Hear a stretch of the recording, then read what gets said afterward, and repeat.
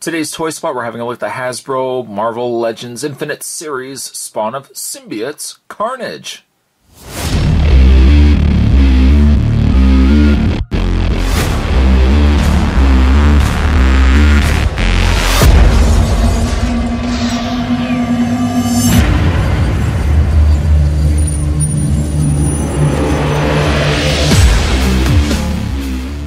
One of two figures that make up the Spawn of Symbiotes. Again, I don't know why listed down below. No Carnage, no nothing. They probably were thinking to themselves, well, you know what, we can save costs. We obviously have to make packaging that is for the different characters, Spider-Man, Superior Spider-Man. But let's at least save some costs by not having to produce two packages for the Carnage and Toxin that make up these two figures. Now, Carnage does come with the head, the final piece needed to build the Green Goblin. Also comes with a fiery mane, which we'll look at also in a second. On the side of the box, there's some artwork for Spider-Man, and certainly continues on over onto the other side as well. On the back, the two figures, Spawn of Symbiotes, Destruction and Mayhem, have a new home. Living in the body of the demented Eddie Brock, will the vicious Toxin out-savage the chaos-causing Carnage. Like the look of Carnage, I'm really debating the look of Toxin. He looks alright, but his head looks really a mess. Perhaps once we get the figure in hand, he'll look a little bit different. But certainly also, to collect the full Green Goblin, you'll need the 6 figures. That would be one of the 2 figures from Spawn of Symbiotes, Marvel's Electro, the Amazing Spider-Man, one of the 2 Skyline Sirens, one of the Deadliest Foes, and Superior Spider-Man. Which I'm sure I've beaten a dead horse already about this topic as well. But you get this wave, you get the Carnage, the Electro, Spider-Man, Black Cat, Beetle, and Superior Spider-Man. The Boomerang, the Spider-Woman, and Toxin are going to be in a revised wave. Why release a revised wave, which I can imagine comes with the same pieces of Green Goblin? Why not release all 9 figures at the same time and give us other accessories? Why re-release these figures with the same parts to Green Goblin? Unless they're going to come with something like display stands. As far as I know, though, the revision case will only come with the same pieces, which makes no sense to me. What does make sense to me, though, is that I'm going to take myself a break. What also makes sense to me, though, is I'm going to get this out of packaging, and when we come back, we're going to get a better look at Carnage. Out of the figures that we've been having a look at, Carnage is one of the ones I'm really excited to have a look at. So when we come back, we're all going to feast our eyes on Carnage. There's more heading your way, guys. Don't go anywhere. Stay tuned. Before we have a look at Carnage does come with the final piece required to build the Green Goblin. Spot took the liberty of leaving the head as the final piece. That was a good way to end the overall figure construction. So, taking the head, which really only has a ball socket on the underside there, and taking the fully constructed Green Goblin that we've been building all this way, you've got yourself the Green Goblin. Debatable, if you ask me, as to this being the Green Goblin, but nonetheless, it does also come with a fiery mane, which looks like it just snaps into the back section of the Green Goblin. He looks good. Even if he's not really my definition of Green Goblin, he still looks good as a figure. We're going to have a look at him, obviously, as a separate video, so we're just going to move him out of the way. Alright, so having a look at Carnage. This figure right here, I reach off to my black hole, which probably will be the place where he will reside. The last figure that we looked at was the Beetle. Extremely disappointing, but the silver lining to all of this is that this was the last figure that I reviewed. It was a horrendous figure, at least if you ask me. But, moving him out of the way, he wasn't the last figure. The last figure we were looking at is this guy right here, and Carnage has redeemed this line. Not to say that the line was doomed, because Black Cat was a phenomenal figure, Superior Spider-Man was a phenomenal figure, Amazing Spider-Man was a great figure, And now we've got Carnage, and Carnage really is just the icing on the cake. He is a phenomenal looking figure. Now, he's not to say the first Carnage 6-inch figure that we've gotten. Toy Biz has released, I believe, at least one version of Carnage.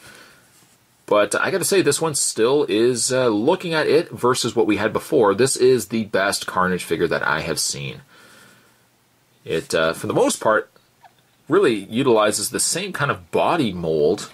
I gotta reach off and bring in Spider-Man. He's not quite the same build as Spider-Man. Spider-Man's a lot smaller, which I like because it gives certainly a comparison of scope. You know, you can see that Spider-Man is greatly outmatched by the size and beefiness of Carnage, but it looks like Carnage does utilize a very familiar Marvel Legends body to execute what we get here. But what we do get, though, is a really nice piece. And I like the dynamic between having the skinnier, lankier, Spot's making up words, lankier Spider-Man, and then a much bigger Carnage. Obviously, some additional sculpts have been included. The lower jaw is a nice added touch. But I've always really loved Carnage. Carnage has always... Venom, I think Venom has been more my favorite, but I've always thought Carnage had a really sinister look to him.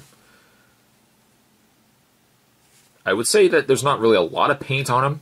He's about the same level of paint that you would come to expect with Carnage. He's really being all red, but a lot of this nice black that's carried over through the rest of his body. These just little squiggles and lines of detail.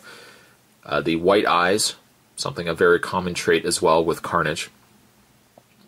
He's also got clawed hands, which would be expected. I mean, I don't think you could put just regular hands on Carnage. Carnage needs to have these really, you know, flesh-tearing kind of claws coming out of the ends of his wrists. But he looks really menacing. He's also got these pieces that have been sculpted onto him, but you can see where they've been connected. They are a pliable, rubbery plastic, so they're not going to break off. I hope they're going to last the test of time, because if these get pulled or snagged, they could come loose, but so far, so good. He's also got the same idea with his lower legs, these little tendrils of symbiote webbing. I like that. That's a nice touch. If that is certainly not enough for you, there is a peg right on the back there. Carnage also does come with this, just an extra little piece of webbing. You can take it and just peg it in, like so, and you can have Carnage with just additional webbing. It looks like it's probably the same size peg, that I wonder if you could just take it. Well, you could take it and just kind of have it the opposite way, but I don't think it really gets as much effect to it than having it this way up. You can see one plaguing problem with my Carnage. Why oh why could not, I'm not even going to bother reaching off camera for him, but why oh why could could not have Beetle this plaguing issue? But he seems to be very rockety in the lower legs area. You can see right there, he kind of just wobbles back and forth. It's a shame because I really like this figure a lot. Carnage's articulation, he does have a ball joint in the head. And actually, let's move the camera in. I can give you a good idea here. Using the new camera we've got here. He's got a hinge socket, so a pin and socket hinge ball joint. So what it is there's a clamp here. You see this clamp at the bottom of his neck. The hinge sits inside of that, which allows... Imagine if there was no ball joint here, that hinge would really just allow you to rotate the head back and forth along this groove. But because on top of it there is a ball joint, you're getting all the benefits that a ball joint would have, being the up and down, left and right, but then you're also getting the benefit of having that hinge. It just means that the head sticks a lot further up. You know, you can get really a lot more dynamic poses with that ball joint. The shoulders on a hinge and socket joint. They rotate out forward and back on the bicep. He has a double bend in the elbow right there. He has a rotation and hinge. You see that hinge right there? That hinge does bend. Bend in the hinge hand there. He has an upper torso crunch, rotation in the waist, legs go forward, back, out. He has a rotation in the thigh, double bend at the knee, rotation in the lower foot, and rotation and bend While rotation in the lower leg, bend at the foot. No display base. A shame, really, because again, you factor in the cost of what these figures are going for. $27. I say $27. I'm only ballparking it based on what I see at my local stores.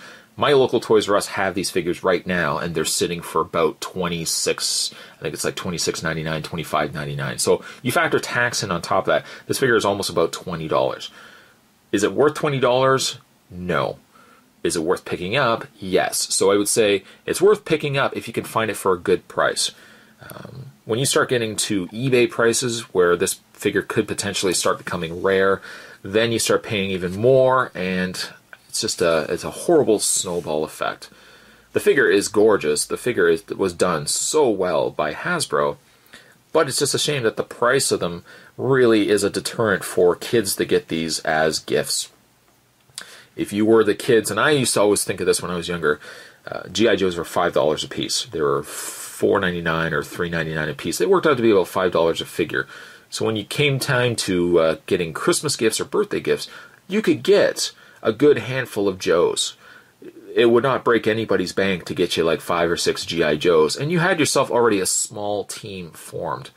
Kids nowadays, unfortunately, to get something like a Carnage, the very unlikelihood that you would get a Carnage and then you would get a Spider-Man to play the two together when they're already about $30 a piece, then you start really dipping into the collector's market.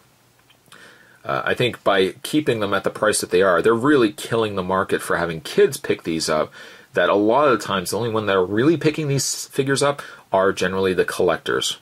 Or if you're lucky enough as a kid, you probably get one figure and then you may not get another one with it. Carnage, I love how he turned out. The additional webbing is a nice touch. The paint is really good. He's a little wobbly in the lower legs, but that has nothing to do with perhaps the figure as a whole. That's just unlikely my figure here.